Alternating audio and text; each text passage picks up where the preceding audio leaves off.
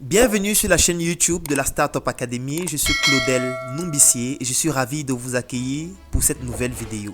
N'hésitez pas à vous abonner à notre chaîne, à inviter d'autres personnes à s'abonner et surtout, si vous souhaitez être alerté à chaque fois que nous allons publier une nouvelle vidéo, cliquez sur la cloche de notification juste en dessous. C'est parti. Bienvenue dans cette nouvelle leçon. Aujourd'hui, nous allons parler du communautarisme économique dans la partie 1. Le communautarisme économique, c'est une notion extrêmement importante à comprendre et c'est une notion qui est utilisée dans tous les pays du monde qui se sont développés économiquement. L'Afrique et le Cameroun en particulier restent les seuls pays à ne pas vouloir utiliser ces principes de base en économie afin de pouvoir se développer de façon efficace. Donc aujourd'hui, dans cette partie 1, je vais vous présenter ce que c'est que le communautarisme économique en vous prenant en exemple une société dans notre environnement, ou plutôt dans notre quartier, le Cameroun, et plus globalement dans notre pays, l'Afrique, qui vous permettent de comprendre comment l'utilisation de cette stratégie permet beaucoup plus efficacement de se développer sur le plan économique. En 2015, une étude a été réalisée au Cameroun afin de pouvoir comprendre quelles sont les régions les plus développées et les régions les moins développées. Et cette étude a permis de mettre en évidence deux éléments extrêmement importants. La région la plus développée du Cameroun était la région de l'Ouest et la région la moins développée était la région du Sud. Et pour aller plus loin, il était question de comprendre maintenant qu'est-ce qui explique le fait que la région de l'Ouest soit plus développée sur le plan économique par rapport à la région du Sud. Je tiens à préciser que ça n'a rien à voir avec l'intelligence. Ce n'est pas parce que ceux de l'Ouest sont plus intelligents, ça ce sont des balivernes. Ce n'est pas parce qu'ils sont plus beaux. Ce n'est pas parce qu'il y a un endroit où les gens ont une capacité à travailler plus que les autres. Ça n'a rien à voir avec tout ça.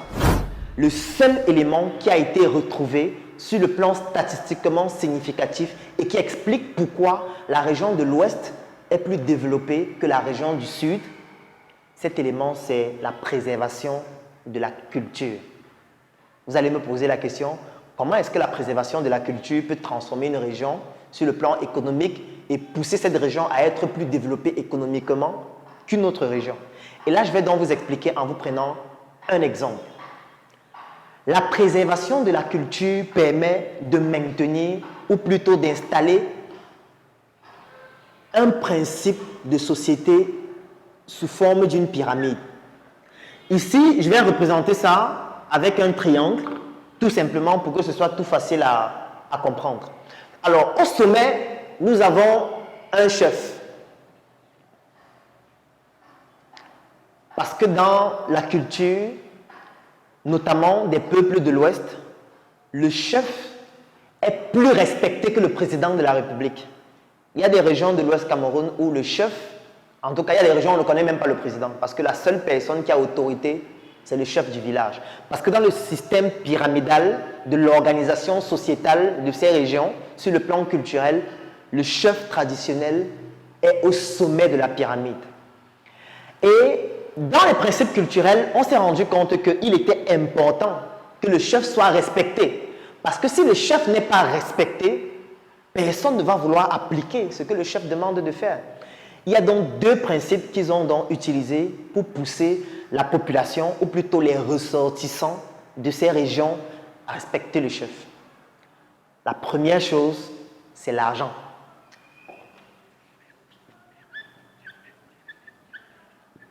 Vous allez certainement vous demander comment est-ce que je peux dire l'argent? L'argent, c'est le seul langage qu'on comprend dans notre société. Nous sommes dans une société qui est devenue purement capitaliste et dans laquelle il n'y a que l'argent que les gens comprennent. Quand vous n'avez pas d'argent, vous ne pouvez pas être respecté. On ne respecte que ceux qui ont l'argent. J'aime toujours prendre l'exemple avec les Asiatiques, notamment les Chinois, qu'avant on appelait les jaunes. Aujourd'hui, l'expression les jaunes a totalement disparu parce que désormais, les Chinois ont de l'argent et ils ont de l'influence. Laissons même les Chinois, allons dans votre famille. Observez dans votre famille ceux qui ont de l'argent et ceux qui n'en ont pas. On ne respecte que ceux qui ont de l'argent. Même lorsque dans une famille, c'est le plus petit, c'est-à-dire le cadet qui a plus d'argent, lorsqu'il y a un deuil par exemple, On attend que le cadet arrive. Même s'il est à l'étranger, on va attendre 2 mois, on va laisser le corps à la mort. Parce qu'il va falloir que ce cadet-là vienne dire comment ça va se passer. Parce qu'il a de l'argent. On ne respecte que ceux qui ont de l'argent. Et étant donné qu'ils avaient donc compris ce principe sur le plan culturel, ils ont donc décidé de mettre sur pied un principe qui va permettre à ce que le chef traditionnel puisse avoir de l'argent. Et je vais prendre un exemple avec un village. Je ne vais citer aucun village pour ne pas stigmatiser. Il y a un village récemment où on a intronisé un chef à l'ouest du Cameroun. Et dès qu'on a fini d'introniser le chef, les élites du village ont mis à la disposition du chef 2 véhicules Prado, totalement neufs. Ces différents véhicules, d'une valeur de 80 millions chacun des véhicules. Pourquoi? Et ça, c'est quelque chose parmi tant d'autres choses qu'on met à la disposition du chef, parce qu'il faudrait que les populations comprennent que sur le plan économique, le chef n'a pas de problème sur le plan économique, donc c'est un facteur par lequel on respecte le chef. Deuxième élément qui a été mis en exergue pour qu'on respecte le chef, c'est ce que je vais appeler les principes magiques. Les principes magiques, je préfère appeler ça comme ça. Pourquoi? Parce que lorsqu'on intronise un chef à l'ouest du Cameroun, il va aller pendant un certain temps dans certaines régions ou dans certains villages, ça s'appelle le Lakam. Ça veut dire qu'il sera intronisé par certains notables et certains anciens. Et on fait comprendre à la population que pendant cette phase d'intronisation-là, en fait, on est en train de lui donner les pouvoirs sacrés. On est en train de transformer et de lui donner toute l'onction du village afin qu'il puisse avoir un impact sur tous les ressortissants du village, même à distance. Et quand le chef sort donc de là, toute la population comprend que désormais, le chef a des pouvoirs magiques. Si le chef te demande de faire quelque chose et tu ne le fais pas, il a la possibilité d'avoir un impact sur ta vie, même à distance. Et c'est dans ces principes-là souvent qu'on fait comprendre que le chef peut te lancer la foudre. Il y a des notables qui viennent juste après le chef, qui ont la possibilité de faire pousser des plantains en une seule journée. Les plantains commencent à mûrir, on commence à manger. Et la population comprend que, attention, le chef et les notables, désormais, ont un certain pouvoir sur nous. Si on ne respecte pas ce qu'ils nous demandent de faire, on peut subir une malédiction. Voilà donc les 2 principes culturels qui ont été mis en exergue et qui permettent de faire en sorte que toute la population puisse respecter le chef. Bien évidemment, il y a beaucoup d'autres principes, mais j'ai voulu retenir les 2 principaux. Mais dans la région du Sud, dans laquelle j'ai fréquenté, parce que j'ai été à l'internat au lycée classique et moderne de Bolova pendant 4 ans, au sud du Cameroun, le chef n'est respecté par personne. Le chef n'a pas la possibilité de dire quelque chose à un ressortissant du village jusqu'à y respecter. Parce que non seulement le chef n'a pas suffisamment d'argent, et en plus, personne ne reconnaît en le chef des pouvoirs magiques, s'il faut le dire de façon beaucoup plus simple. Alors, ces 2 principes donc poussent le chef dans les régions de l'ouest du Cameroun à pouvoir mettre sur pied un principe communautaire qui est extrêmement puissant. Je vais vous donner un exemple avec une région ou plutôt un village. Bien évidemment, je ne vais pas citer de village pour ne pas stigmatiser, parce que ce qui est plus important, c'est le principe de fonctionnement du communautarisme économique qu'il est important d'appliquer. Alors, dans ce village, ils se sont rendus compte que les ressortissants du village se retrouvent là. Et ils ont très vite compris que pour que le village puisse se développer économiquement à travers un principe communautaire, il faudrait que la population soit beaucoup plus grande. Parce que plus on est grand et plus les échanges sont importants et volumineux et plus on peut gagner de l'argent. Donc, un autre principe, c'est lequel? C'est qu'il faudrait que le chef puisse servir d'exemple. Et le chef doit servir d'exemple pour pouvoir inciter la population à pouvoir s'agrandir rapidement. Et pour ça, le chef doit avoir plusieurs femmes. C'est la raison pour laquelle dans les régions de l'Ouest, tous les chefs ont plusieurs femmes. Il y a des chefs qui ont 10, 20, 30 femmes, parfois beaucoup plus, et beaucoup d'enfants. Et qu'est-ce que ça entraîne dans la population? Ça se transforme comme étant un reflet de l'attitude qu'il faudrait adopter. C'est la raison pour laquelle c'est l'une des régions du Cameroun où les femmes font le plus d'enfants. Moi, par exemple, je viens d'une famille où nous sommes 8. Moi, je connais des personnes qui sont 11, 12, 13, et là, je parle d'une seule femme. Ça veut dire que quand nous sommes dans les foyers polygamiques, moi, j'ai des oncles, j'ai des cousins qui sont dans des familles où il y a 22, 30, 40 enfants. Bien évidemment, lorsqu'il y a 40 enfants dans une famille, les échanges économiques sont plus importants qu'une famille où il n'y a que 2 enfants ou 3. Ça, c'est la deuxième chose. L'autre chose sur le plan communautaire, c'est le fait que la région de l'Ouest, c'est une région qui est très petite en superficie. Et ils ont donc très vite compris ça, que tous les ressortissants du village ne vont pas rester au village. Ils seront amenés à se déplacer pour aller dans d'autres régions du Cameroun et même d'autres pays. Et pour donc permettre que le principe communautaire continue de s'effectuer, même lorsqu'ils se déplacent, ils ont donc décidé de créer ce qu'on appelle dans le jargon courant les tontines, ou encore les ndjangui, ou tout simplement des réunions. Alors comment est-ce que ça fonctionne? Ça veut dire que dans le village, il y a des tontines. Les tontines sont représentées à travers des réunions qui sont segmentées en fonction des catégories de la population. Ça veut dire qu'il y a des réunions des élites, il y a des réunions des femmes, il y a des réunions des étudiants, il y a des réunions des élèves, ainsi de suite. Et comme ils étaient conscients du fait que, étant donné que la région est petite et qu'ils sont amenés à se déplacer, ils ont donc décidé de mettre sur pied des représentants du chef dans toutes les autres régions du Cameroun et même à l'étranger. Et qu'est-ce qui se passe donc? Ce qui se passe, c'est quoi? C'est que dans la ville de Yaoundé, par exemple,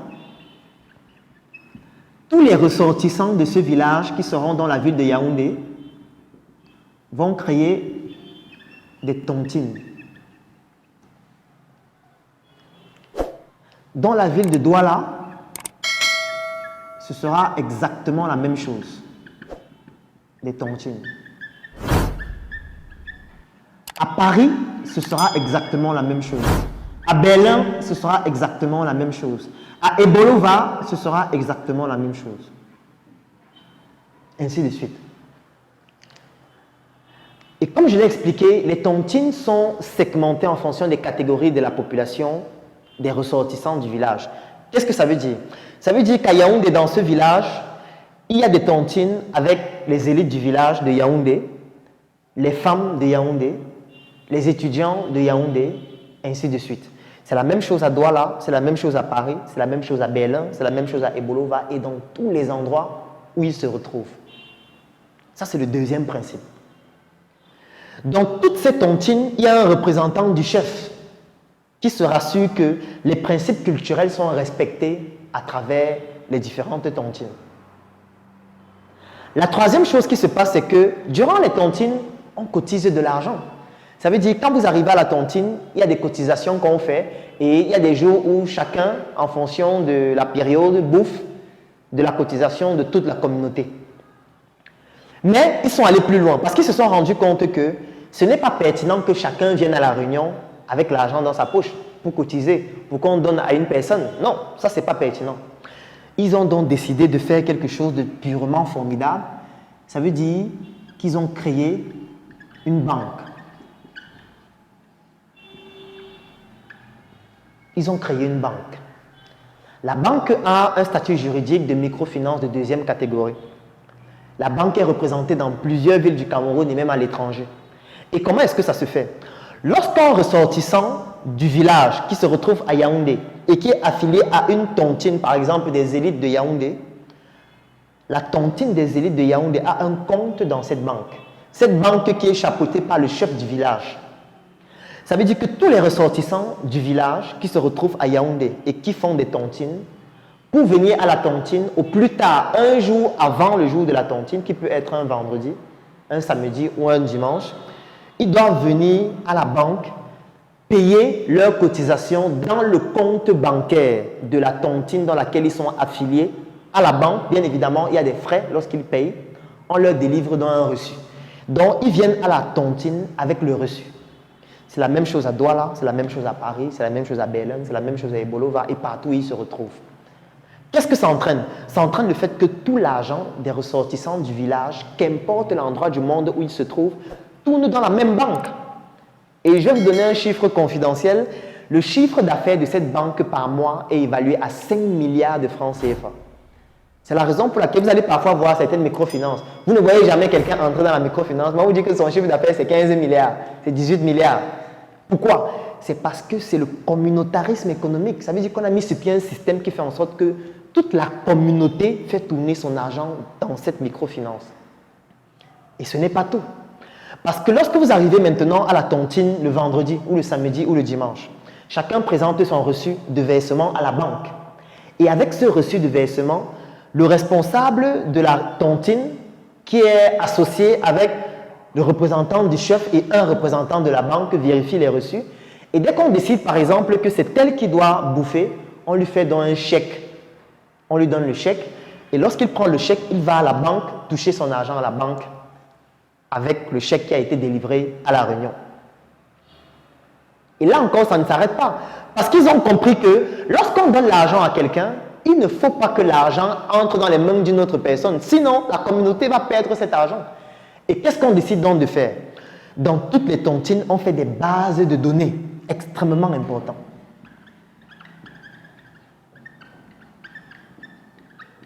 On fait des bases de données. Ça veut dire que dans cette tontine de Yaoundé, on va faire une base de données qui présente le nom de chacun qui est dans la tontine et les activités de chacun. Ça veut dire que s'il y a un dans la tontine qui a par exemple une quincaillerie, on va noter qu'il a une quincaillerie, on va noter les différents endroits où sa quincaillerie se trouve ou les différentes villes où ça se trouve. Si un membre de la réunion a une école, on va noter qu'il a une école, la capacité de son école, le type de formation que délivre son école, ainsi de suite. S'il y a un photographe, on va noter dans la base de données qu'il y a un photographe. C'est la même chose à Yaoundé, à Douala, à Paris, à Berlin, à Ebolova, ainsi de suite. Ce qui fait que celui qui a touché son argent en bouffant à la tontine, qu'est-ce qui se passe? Lorsqu'il va vouloir envoyer ses enfants à l'école, il va regarder la base de données des écoles détenues par les ressortissants du village et c'est dans cette école qu'il va envoyer son enfant. Quand il va vouloir organiser un événement, il va contacter un photographe qui est dans la base de données du village et c'est ce photographe qu'il va contacter pour que le photographe vienne couvrir son événement. Lorsqu'il va par exemple vouloir se déplacer pour aller dans la ville de Douala, il va regarder dans la base de données s'il y a un ressortissant de la tontine qui a une agence de voyage et c'est dans cette agence de voyage qu'il va voyager. Et c'est comme ça pour tout. Ça veut dire que ce soit pour les produits agroalimentaires, que ce soit pour l'éducation, que ce soit même pour la santé, les hôpitaux. Ce qui fait donc que l'argent des ressortissants de tout le village tourne non seulement dans la même banque, mais aussi entre les mains des ressortissants du village. Et qu'est-ce qui se passe donc? À la fin de l'année, on fait le bilan consolidé de la banque. On fait le bilan consolidé de la banque, dans laquelle tout l'argent de pratiquement tous les ressortissants du village tourne. Et il y a une partie des bénéfices.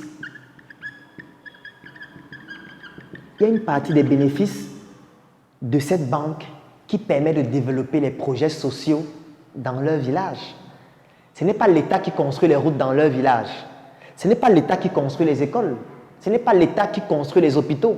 C'est avec l'argent de cette banque qu'ils ont amélioré le plateau technique de l'hôpital public qui est dans leur village. C'est l'argent de cette banque qui leur permet de donner des bourses à leurs élèves et à leurs étudiants chaque année. C'est donc par ce principe du communautarisme économique qu'ils ont pu faire en sorte que leur région se développe plus facilement sur le plan économique par rapport aux autres régions. Ce n'est pas parce qu'ils sont plus intelligents, ce n'est pas parce qu'ils sont plus forts, ce n'est pas parce qu'ils sont plus travailleurs, c'est juste parce qu'ils ont décidé d'utiliser le seul moyen reconnu à ce jour qui permet de se développer économiquement, que ce soit de façon individuelle, que ce soit dans une communauté, que ce soit de façon étatique, à savoir le communautarisme économique. Dans la région du Sud, qui est l'une des régions les moins développées du Cameroun d'après cette étude, ce principe ne se met pas sur pied pour une raison simple. C'est que, 1, on ne respecte pas le chef parce qu'il n'a pas d'argent. 2, les principes culturels ne sont pas respectés pour permettre qu'on puisse respecter le chef. 3, la religion. La religion a été très implantée dans la région du Sud. Et la religion, c'est un outil de division. Pourquoi est-ce que la religion, c'est un outil de division? Si vous rencontrez quelqu'un qui est catholique, quelqu'un qui est protestant et quelqu'un qui est d'une église réveillée, et vous lui posez la question, Qu'est-ce qu'il faut faire pour aller au ciel? Il va te dire qu'il faut faire ce que nous on apprend à l'église. Ce que les catholiques font là, ce n'est pas ce que Dieu a demandé de faire. Les protestants vont te dire ce que les catholiques et ceux de l'église réveillée font, ce n'est pas ce que Dieu a demandé de faire. Ceux des églises réveillées vont dire exactement la même chose. Et ce n'est pas fini. Les musulmans vont aussi venir dire que non. Tout ce que nous faisons là, ça ne sert à rien. C'est ce que Allah a dit qu'il faut faire. Et quand les gens sont déjà embrigadés dans les religions, ça fait qu'on ne peut plus développer facilement le communautarisme, surtout que nos religions sont différentes. Ça veut dire que quand le catholique va dire à celui de l'église réveillée qu'il faut qu'on fasse le communautarisme, il va dire non, toi d'abord tu es une mauvaise religion, il faut d'abord que tu nous rejoignes avant qu'on puisse le faire. Et ça divise donc et ça effrite la société et ça empêche donc de développer de façon efficace le communautarisme économique. C'est l'une des raisons pour lesquelles la région du Sud ne se développe pas économiquement parce que c'est l'une des régions où le christianisme et plus précisément les religions sont les plus implantées. Ce n'est pas pour rien qu'à ce jour, il y a une guérilla qui se mène contre les peuples de l'Ouest avec la religion. Vous allez remarquer que dans les principales villes de l'Ouest Cameroun, les églises ou plutôt les confréries religieuses s'implantent de façon massive avec des investissements volumineux. Parce que leur objectif, c'est de pouvoir réussir à l'Ouest ce qu'ils ont réussi dans les autres régions pour faire en sorte que ces régions ne se développent pas économiquement. Parce que l'Ouest du Cameroun, c'est l'une des régions où la culture reste toujours ancrée de façon efficace. Et c'est cette culture-là qui permet de faire en sorte que le communautarisme économique se développe et que la région puisse s'étendre économiquement de façon beaucoup plus évidente et de façon plus éclatante. Donc, dans cette première partie, je vais d'abord m'arrêter là pour vous expliquer un exemple de communautarisme économique. Dans la deuxième partie, je vais vous prendre d'autres exemples encore avec d'autres pays et d'autres régions pour que vous puissiez comprendre à quel point le communautarisme économique, c'est le seul moyen de pouvoir s'enrichir dans une communauté et dans un pays. Je suis Claudel Numbissier et je vous donne rendez-vous dans une prochaine leçon. Merci d'avoir écouté cette vidéo. N'hésitez pas à la partager. Mettez en commentaire tous vos avis, toutes vos remarques. Et surtout, si vous avez besoin de bénéficier d'une de nos formations, n'hésitez pas à nous contacter à travers les numéros qui se retrouvent juste en dessous de la vidéo.